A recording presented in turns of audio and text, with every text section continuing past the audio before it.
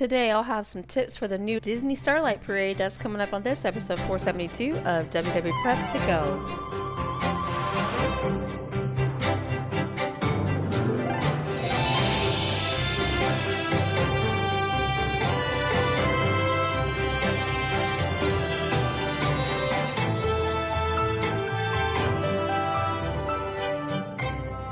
Hello and welcome to WDW Prep To Go, where we talk strategy and ideas for people planning their Disney World trips. I am your host, Shannon Albert from WDW Prep School.com. Thank you for being here for episode 472. I am fresh from a trip to Florida. Hello from Mexico. And it was my first trip back in a while. A great chance to do a few things that were new to Disney World and new to me, obviously. The biggest of those being the new Disney Starlight Parade. So I wanted to just kind of go over that. And then at the end, I'll have the daily updates that I did from the parks. If you didn't catch those in real time, you can listen to those at the end. As always, a reminder to follow on social media. And if you want to be a trip report guest, there's only one way to do that. And that is by using the SpeakPipe information in the show notes of every episode. And if you just submit like a voicemail, usually about 1 minute or so with the details of your trip.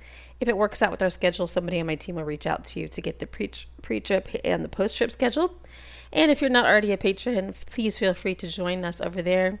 It's a very supportive community of people that are pro-science, pro-human rights, my favorite kind of people.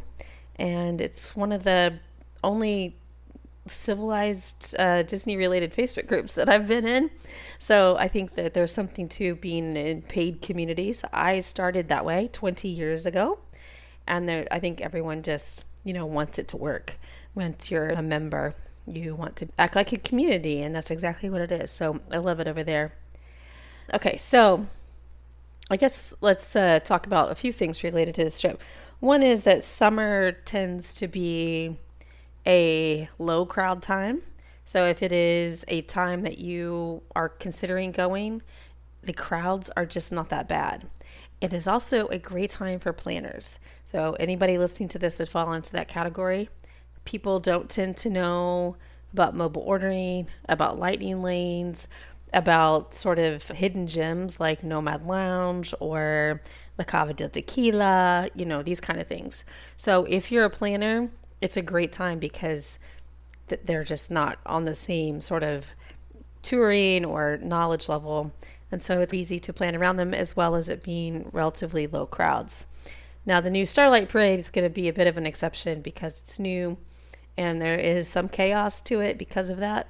But in general, it's a fairly easy time to go if you can handle the heat.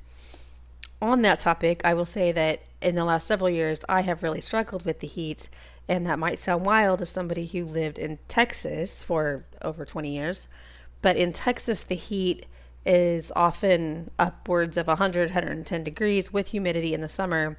And so I really just went from air-conditioned house to air-conditioned car to air-conditioned restaurant. I wasn't really out and about walking in it, and so I didn't have a tolerance to it. However, now I live in Mexico in a walkable area with no car, so I'm out in it every day. And the weather here in Puerto Vallarta is very similar to Orlando. The temperatures, the humidity, the daily rains this time of year, it's all very similar. So I did have a bit more of a tolerance for it this time, and I did find it more doable. So, do with that what you will. I do, in hindsight, wish that I had kind of been more prepared physically the last several years when it was so hard for me, but now I am, so it's great. But I also did use a neck fan this time for the first time, and the neck fan, which I know is super popular, I just had never used one before. It not only was helpful in staying cool both outside and also in the queues, because the queues can get so stuffy. But I am very noise sensitive, and as I've gotten older, that's gotten more difficult. And the neck fan provided a little bit of white noise that I found helpful when I was in spaces where it got kind of loud. And so it was really great. And now I wish I had gotten it much, much sooner. So I found it doable, even though it was really hot. Of course, midday is peak heat. So if you want to avoid that, the mornings and evenings are much more pleasant. which is another difference from Texas, because when it's like 100 to 110 degrees Fahrenheit, the mornings and evenings aren't pleasant. And so there really was no opportunity to go out and to enjoy the outsides because it just stayed miserable for a while. I also have asthma, and the air quality in the Dallas-Fort Worth area is really hard this time of year. So not even smart to go out. But anyway, so the combination of being out in the mornings and evenings, having the neck fan, having a tolerance made it doable. And with that being said, the low crowds and the ability to kind of plan around the non-planners makes it pretty tolerable. So I just don't want you to be too scared about going this time of year if it's like the only time you're available. There's also some great deals. There's $99 rates at the All-Stars right now. And so that's a great opportunity to go for not a lot of money. And getting dining reservations obviously is going to be a little bit easier. The parade itself, as a lot of you know, debuted on July 20th, officially debuted on July 20th, although it actually began, I think, on July 18th, which is very frustrating because we had booked this trip specifically to catch it, and July 18th at like midnight is when my flight landed in Orlando. And so I was like, you're kidding me. I can't believe we're starting it right now. But the official opening, there were lots of us there because we had made our park pass reservations and all that kind of stuff to be there for it. So it was probably a lot busier on the 20th than it was the 19th or the 18th. I wanted to talk today about some of the best viewing spots and crowd strategies and give you some tips based on our experiences. In general, what to expect is high crowd intensity for the parades. Even if the parks themselves are fairly low this time of year, the crowds for the parade are very busy. The spots like the Hub and Main Street have people staking out their view hours ahead of time. We were there opening day, so obviously that's going to be busier than most times. And when we got there 2 hours and 15 minutes before the first parade, there were already a lot of people that had been there for a couple of hours. But Hub and Main Street's going to be the main focus of the crowds. There are 2 nightly performances, one at 9 and one at 11, with Happily Ever After being right in the middle of those 2 at 10 o'clock. The second one is going to be far less crowded. This is true anytime just 2 parades, like during the Halloween party or Christmas party. We always recommend the second one. However, we always want to make sure you're looking at the radar because rain is obviously very common this time of year as well, and during the Halloween party. And so if you skip the first parade because it's too busy and wait for the second one and it gets rained out, then you have seen no parade. And that is unfortunate. Ask us how we learned that lesson. Sometimes you learn these things the hard way. So if the weather is clear and you are able to stay out until after 11 o'clock, then we do recommend the second one. It's going to be much, much easier. The parade starts at the front of the park, and this is different than most of the parades, which start back in Frontierland. But it starts at the front, goes down Main Street in front of the castle over to Frontierland, and finishes over near Tiana's Bayou Adventure. That means that if you want to see the parade from the front of the park, that you're going to see it at the beginning of that time frame, obviously. And so you can easily exit right after it passes through that area. In terms of viewing spots, there's going to be pros and cons of all of the different viewing spots. So I already said that the Hub in front of Cinderella Castle and Main Street are going to be the busiest, and that is because they are the best for the visuals. So if you want great pictures, great videos, the sounds, the lights, all this kind of stuff, it's going to be the best in those areas.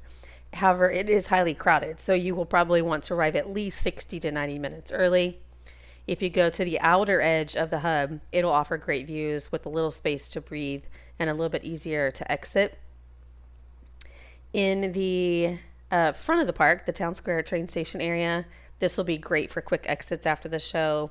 And this is often what we do for fireworks because the fireworks crowds kind of make us anxious.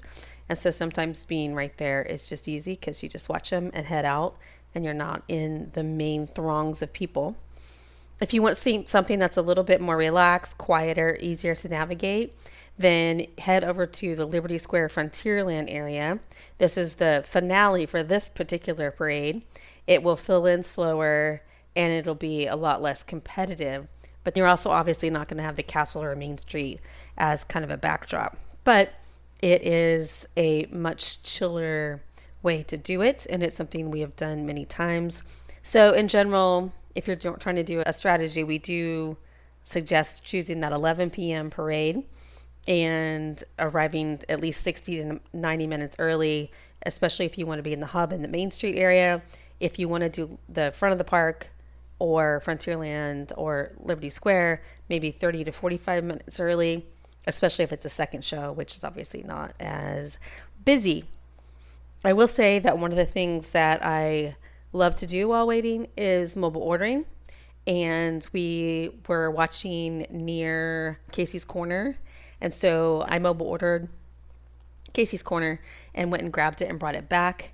I brought the tray back, and at the time that I brought it back, there was still plenty of space to walk and to get in and out. By the time we had finished our meal, we were just stuck with a tray. And so that was a little bit awkward. So just a heads up. So if you don't want to get stuck with the tray, ideally it would be nice if you could hold everything, which I know is not going to always be possible. We had 2 orders of food, 2 Diet Cokes. I wasn't going to be able to juggle it all. So we ended up handing our tray over to the VIP viewing area where they put it on top of the trash can. But it was just a little bit awkward to get stuck with the tray when we couldn't get out. Hopefully that won't be your situation. But you can also do a mobile order at the Main Street Confectionery. And one of the things they have right now is a Starlight popcorn mix, which is so pretty to look at because it's very colorful. It has bubble gum and blue raspberry popcorn in it, M&Ms, marshmallows, white chocolate drizzle.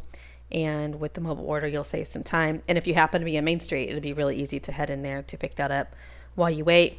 You also, while you're waiting, could go in and out to the bathroom as long as there's still space to walk in and out of the sidewalk areas where people are kind of picking their spots for the parade.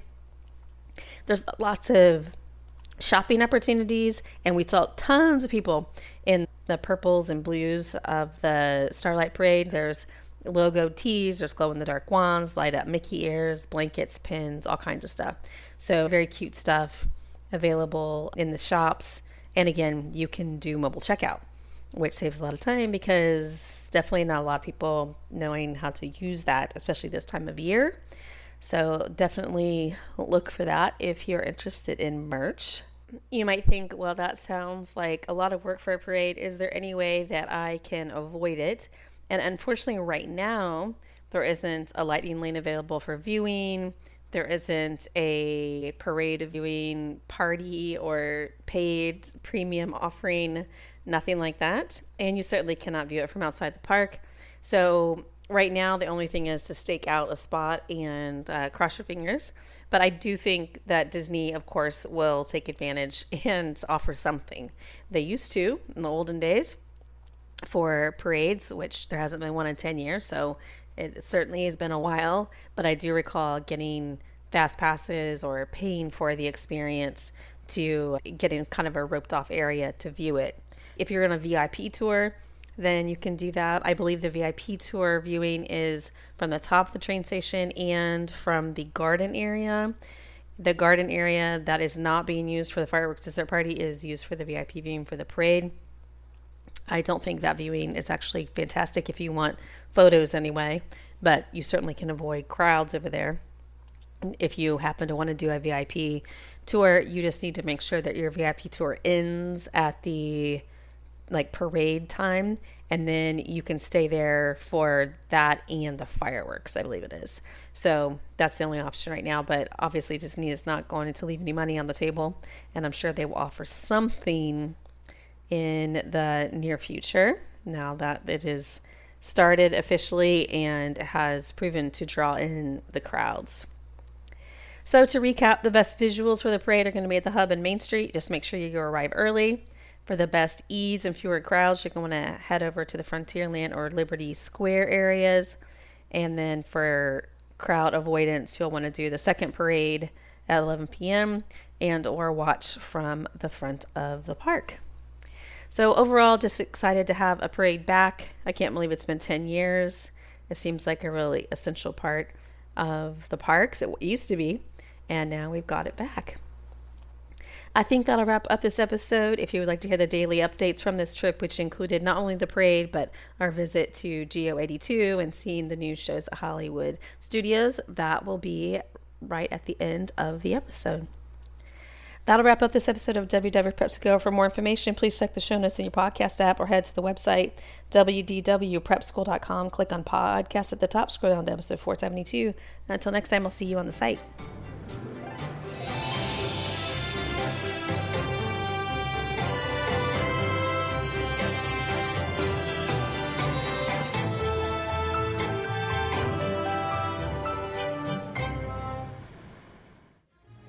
Hello at 2:23 p.m. from Hollywood Studios. This is my first time doing these updates this year.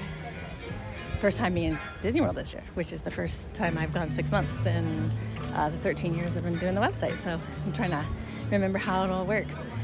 We arrived in the wee hours last night and stayed at the Hyatt at the airport because when you're landing at 1 a.m., 2 a.m., 3 a.m., it's much easier to just get your bag off the baggage claim and go to bed right there. So that's what we did. And then this morning headed to Coronado Springs where we checked in, and then headed to Epcot where for one reason only, to get the 1 p.m. virtual queue for Test Track because that's available right now for annual pass holders. We were able to do that and then hopped on the Skyliner to come over to Hollywood Studios. We just went to the Villain Show, which is very cute. And to me, a major upgrade from the Lightning McQueen show that was there before. So I think it's going to be a popular one, hopefully for a long time. And we have the whole Villains Land to look forward to. And now we walked over to the new Little Mermaid show, so we get to check it out. So basically, we're just trying to do all the newer things to get caught up on those. But it's 95 degrees, so it's very, very hot. But staying in the shade and hopping into these places with air conditioning is helpful. So I'll be back later to let you know how the show goes and other things that we did in today. I'll be back. Hello at 7:07 p.m. from Epcot. So after my last update, we went to the Little Mermaid show at Hollywood Studios. If you ever went to the one before, but in the before times, it is kind of like that, but majorly upgraded, which was incredible. So cute show. And a great chance to get out of the heat because it was 105, 110 heat index today. We hopped over to Epcot after that because we had a virtual queue for Test Track. We went on that. Today was the last day of annual pass holder previews.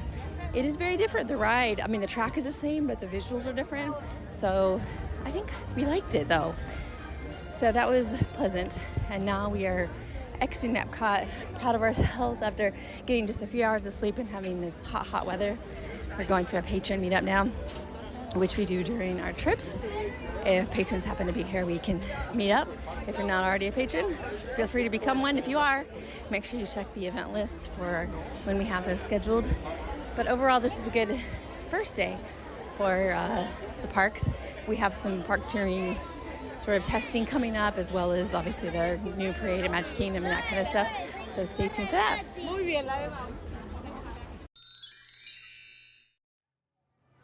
Hello at noon in Magic Kingdom. So last night we had a late night and we were existing on very little sleep and heat advisory. So we decided not to set an alarm this morning. So we got up and headed to Magic Kingdom. I think we arrived around 10:20, 10:25, something like that. And on the way, on the bus ride in, we noticed that the wait times were like 0, 5, 10. For a frame of reference, Peter Pan's flight is 40 minutes, but most everything else is really, really, really low. So it's pretty crazy. The park pass reservations are sold out, but that's because of annual pass holders trying to be here for the parade. So I assume tonight it will be a lot busier, but today it is not. It is the third day in a row of a heat advisory where it's like 113 degree heat index midday. So that is the downside of those low wait times, but it's kind of nice. So we headed to It's a Small World, which has a new verse, and we wanted to check that out. So that was kind of fun. It's been the same forever, so that's kind of nice. And then we just moseyed to Haunted Mansion and went to Jungle Cruise. We did have lightning lanes, so we used the the Jungle Cruise sighting lane. And I think we might have a new favorite skipper. This one was kind of maniacal, laughing hysterically, and it was just hilarious. And at the end, we got not stuck, but like there was a traffic jam at the end as we were waiting for all the boats to unload. And I'm always amazed at the skippers that have to like kill time because there's not a lot to play off of when you're just sitting in one spot for a long time. So my voice is raspy because I've been having some issues with allergies and stuff, but thankfully the meds I got delivered have helped a lot. So that is good. I just still sound kind of raspy. So we're trying to figure out what we want to do.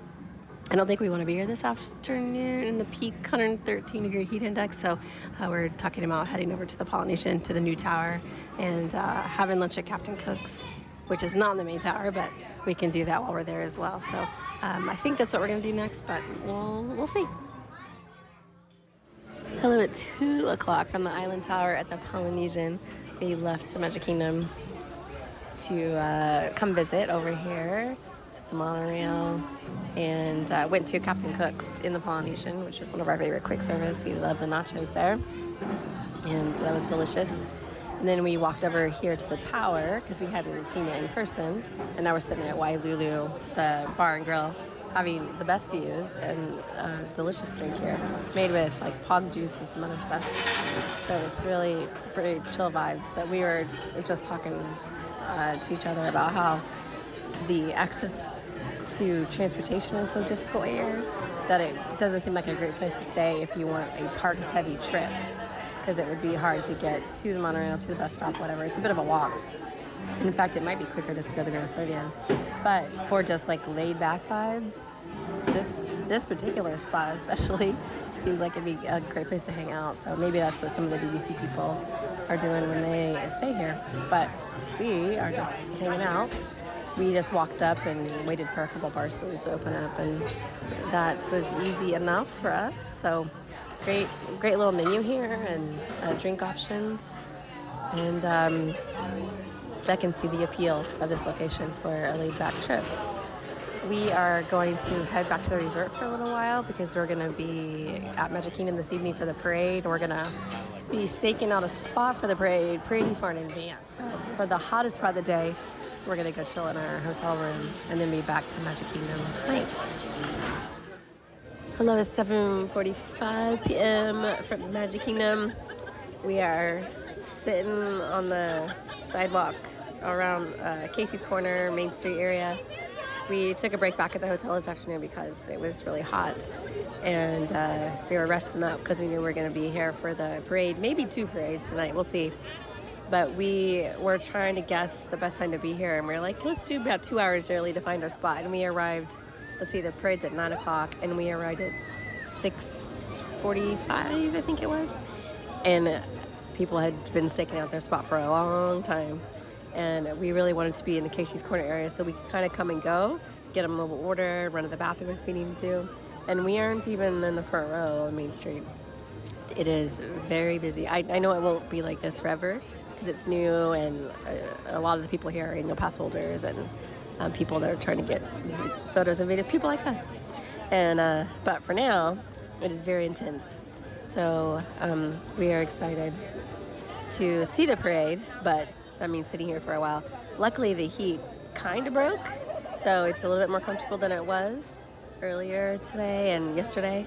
But we are trying to figure it out. I think the fact that the parade starts at the front of the park has put a little twist in things because we always like to get good photos. And when it starts in Frontierland, it's easier to get pictures with the castle in the background. And so right now, I guess what we're looking at is down Main Street. That'll be our background for the floats as they come by. So I'll be back later after the parade to let you know how it goes. Okay, it's 11:26 p.m. We are exiting Magic Kingdom. We just watched the first parade, fireworks, second parade, all from Casey's Corner, Main Street location. And I actually did a voice memo after the first parade and deleted it because it was negative in a way that wasn't fair. But what we think now is that the first parade had technical glitches, and because the second parade was so much better. So the first parade didn't have as much color, something with the music. It didn't start on time. There's a whole bunch of stuff that didn't seem like it went right. So it's very pretty, like very bright colors, bright lights. And I think to get the best pictures, probably going to have to be somewhere along Main Street because we always have trouble with Frontierland with the lighting over there. And it's more crowded in that area. So hopefully they'll launch a lightning lane or a paid option for parade viewing to make it a little bit easier. But overall, it's really great. And I know a lot of people listening to this have never seen a nighttime Magic Kingdom parade outside of a party. So it's wonderful that it exists, and it's before and after the fireworks, so you can kind of do both. So overall, pretty show, pretty parade, and happily ever after is good as always. So nice. So it's been a hot day today, so we're headed back to the hotel now to get some showers and get this posted. We'll be back tomorrow from one of the parks.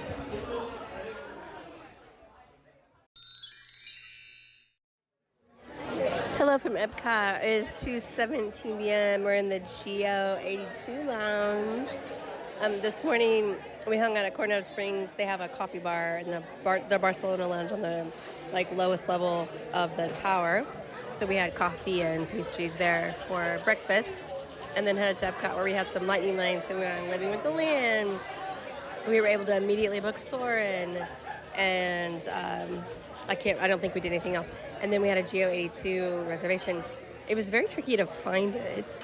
It's the exit of Spaceship Earth is the sort of play area, which a lot of people listening to this know that you can go in there, but the entrance is there. There's just very little signage to tell you where to go, and it's like on the opposite side of where you exit Spaceship Earth.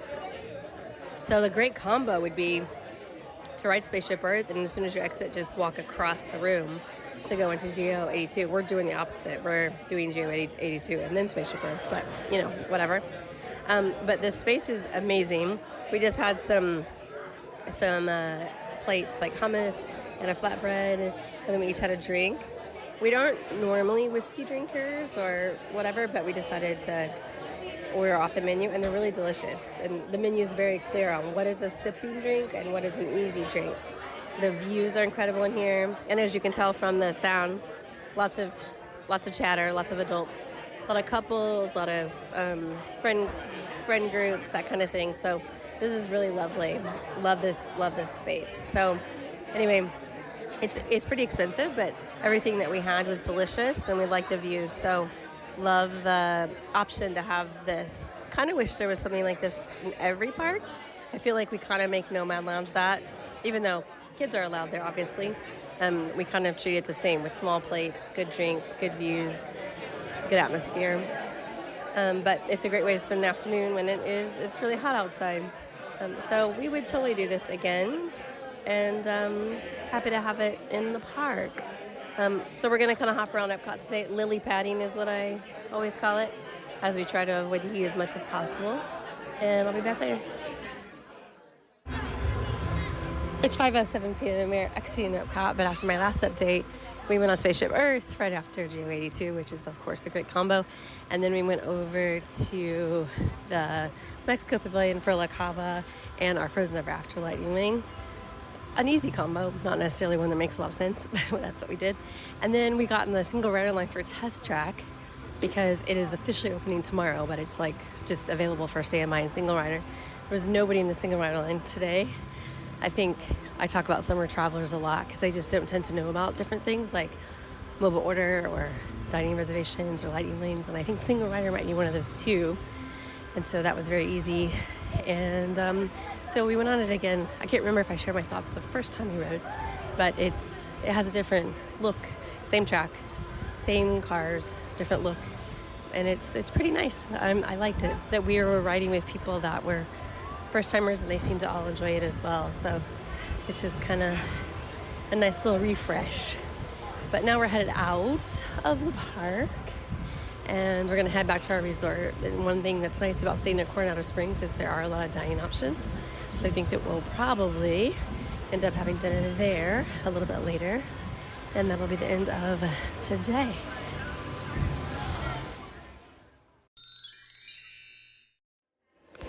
Hello at 9:54 p.m. from the Land Pavilion.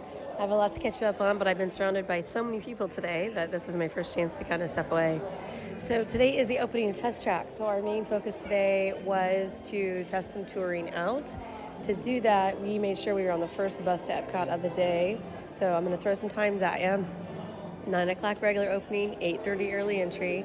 So we were on the first bus today at 7:15, which is 75 minutes beforehand, and headed to Epcot. There were lots of people already arrived. A lot of people like us, I think, that just were excited for Test Track.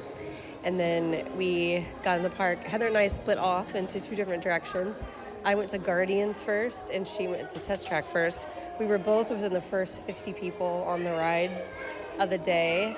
For me, it was very easy on Guardians because they, it was operating and fine. So I was off of that by 8:50, which, as if you know, the pre-shows take a while and everything. So that's about as quick as it gets.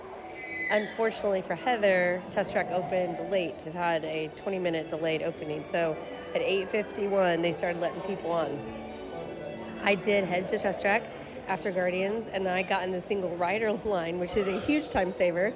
And there was hardly anybody in it. In the summer, people just don't tend to know about things like that. And so I basically got right on, and the posted wait time was 2 hours. And I believe the 2-hour posted wait time because the queue was outside, like way outside.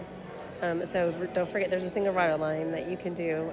Some people even end up riding together, depending on how it works out, but you have to expect to ride separately. I then walked over to Soarin', where it's a 5-minute wait, and that's where I'm sitting right now. So basically, it is almost 10 a.m., and I did 3 headliners with very little wait, 5 minutes, maybe 10 minutes. I am waiting for Heather because she is also getting off Soarin'. So basically, she did Test Track with a delayed opening, headed over to Frozen, where she waited, I think, 15 minutes or so, and then Soarin' again with the 5-minute wait. So again, she did 3 headliners by 10 a.m., and she might have even been able to do a little bit more if Test Track had opened on time. So there's some evidence for you of kind of how things will work, and we're going to keep working on touring plans as we figure out how the flow is going to go. It always changes when new rides open or rides shut down or whatever.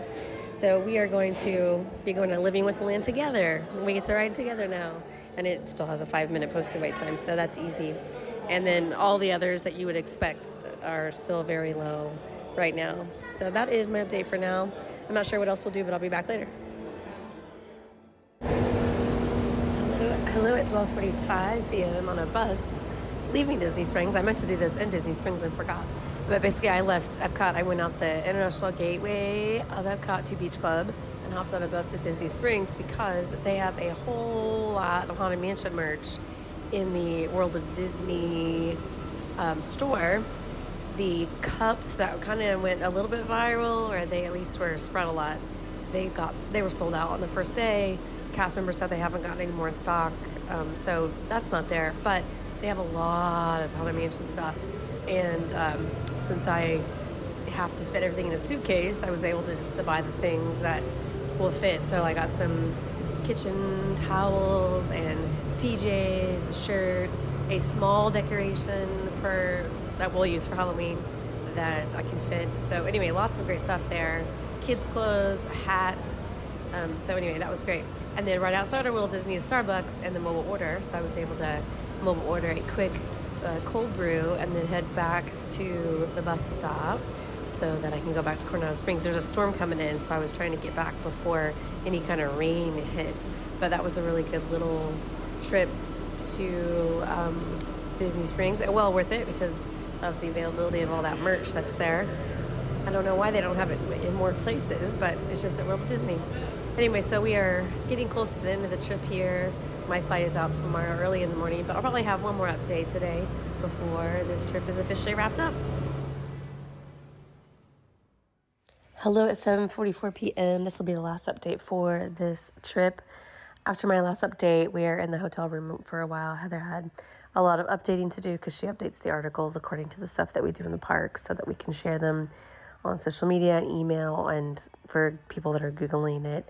And we headed to a restaurant tonight off-site, Delmonico's Italian Steakhouse, which is our favorite. if we're going to go off site. And not, we love it enough to have an Uber ride there and back and get our order of Utica greens and chicken ringies. It's delicious. And now we are getting ourselves packed up and showered. A 4:45 alarm tomorrow morning to head to the airport for a long travel day. But overall, it's been a fantastic trip, even with the heat and even with not feeling 100%. It really went well. And I continue to be amazed at the low summer crowds and how much easier it is for planners. So that wraps up this trip. I will be back in mid-September. We will be back in mid-September for a few different things, including attending the Halloween party. Somebody else will be attending the very first Halloween party of the season in August for us. And then we'll be back in September to do it ourselves as well. So anyway, fantastic return to the parks for me. And I'll be back next week with another episode. Thanks for following along.